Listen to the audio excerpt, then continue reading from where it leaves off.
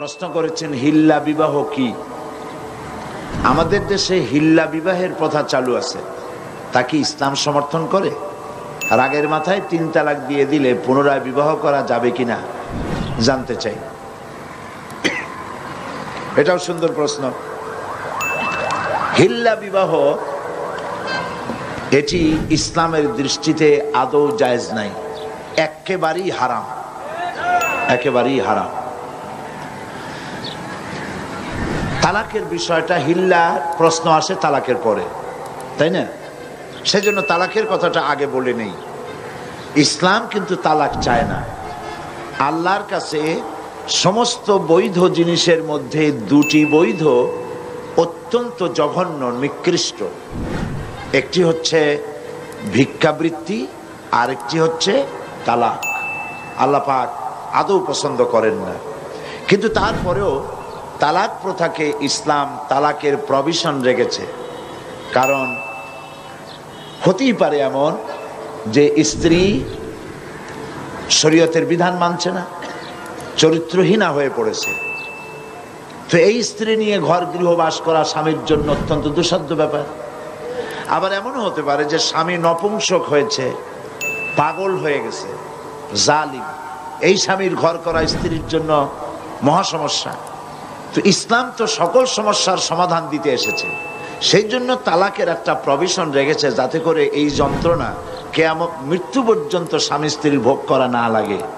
কিন্তু এই তালাকটা কখনোই রাগের মাথায় পানে চুন কম হয়েছে কেন, বেগুন ভর্তায় লবণ বেশি হলো কেন, গোশতের মধ্যে তেল বেশি হলো কেন, ভাত এত নরম হয়েছে কেন, এইসব হাবিজাবি কথাবার্তা দিয়ে কথায় কথায় স্ত্রীকে তালাক দেওয়া যাবে না।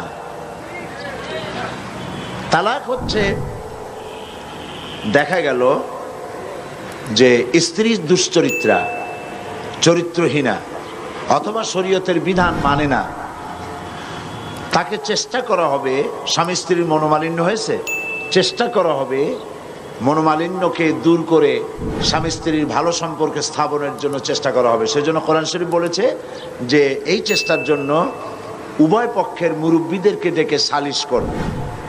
সালিশে যদি না হলো, তাহলে প্রথমত চেষ্টা করো স্বামী স্ত্রী নিজেরা 2 জনে, তাতে যদি না হয় তাহলে সালিশ ডাকো। সালিশে তো যদি না হয় তাহলে 1 তালাক দাও। একসঙ্গে 3 তালাক দিও না, 1 তালাক দাও। 1 তালাক দিয়ে সময় দাও, বিছানাটা আলাদা করে দাও, একসাথে এক বিছানায় থেকো না। 1টা তালাক দিয়ে অপেক্ষা করো, দেখো যে 1 তালাক পাওয়ার পরে স্ত্রী তার চরিত্র সংশোধন করে কিনা, ফিরে আসে কিনা। যদি ফিরে আসে তাহলে 2য় মাসে তাকে তুমি তোমার কাছে ফিরিয়ে নিতে পারো। এ হলো আল্লাহর বিধান। এ বিধান কার? আল্লাহর বিধান। কোরআন শরীফে আল্লাহ পরিষ্কার বলেছেন 2য় মাসে তারে ফিরায় নাও। 2য় মাসে দেখা গেল স্ত্রী ফিরল না, তার পূর্ব নীতির উপরই বহর, চরিত্র ভালো হলো না, তওবা করলো না, শরীয়ত মানলো না, তাহলে বশ্যতা স্বীকার করলো না, তাহলে 2য় মাসে আর 1 তালাক দাও। বিছানা ওইভাবে আলাদাই থাকুক।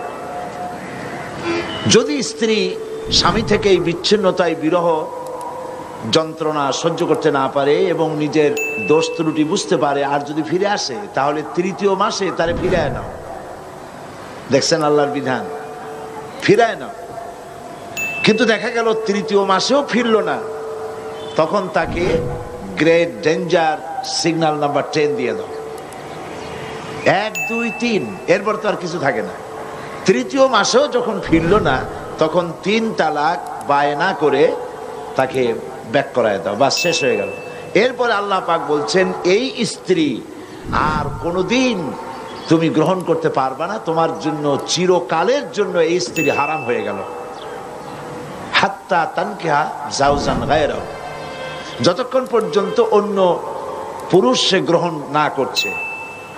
এইখানে গ্রামের মাতুব্বার সর্দারেরা, মেম্বার চেয়ারম্যানেরা এই আয়াতের এই একটু সুযোগ পাইল যে আর একটা পুরুষের কাছ থেকে ঘুরে আসলে তবে তো প্রথম স্বামী পাইতে পারে।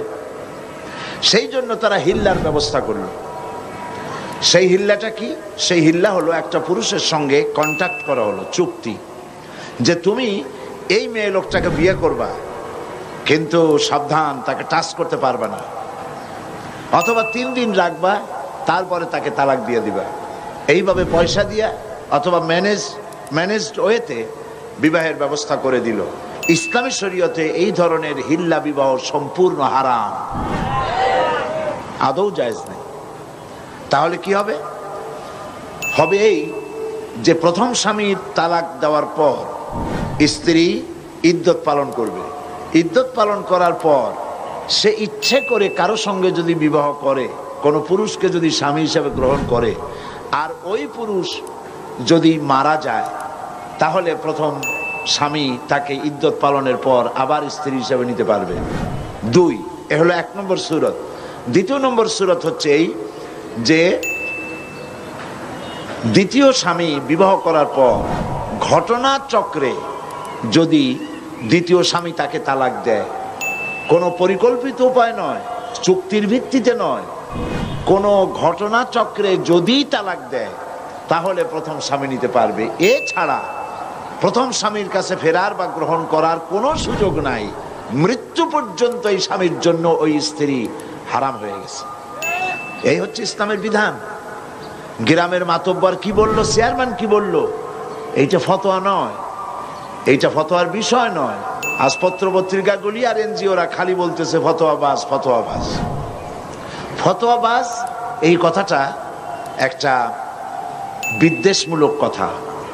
যেমন হামলাবাজ, মামলাবাজ, দুর্নীতিবাজ, এইগুলি যেমন শব্দ, ফতোয়ার সামনে তেমন কোনো বাজ শব্দ বসানো যায় না। যারা ফতোয়াবাজ বলে ওরা নিশ্চয়ই মতলববাজ। এটা মতলব করে, দুর্বিসন্ধি করে ফতোয়ার মতো এত বড় গুরুত্বপূর্ণ বিষয়কে নিন্দনীয় করার জন্য এই ব্যবস্থা তারা গ্রহণ করেছে।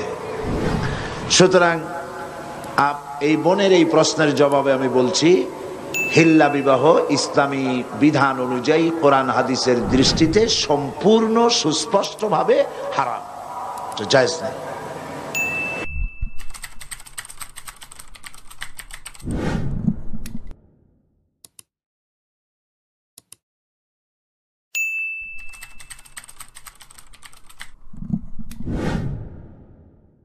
প্রশ্ন করেছেন হিল্লা বিবাহ কি?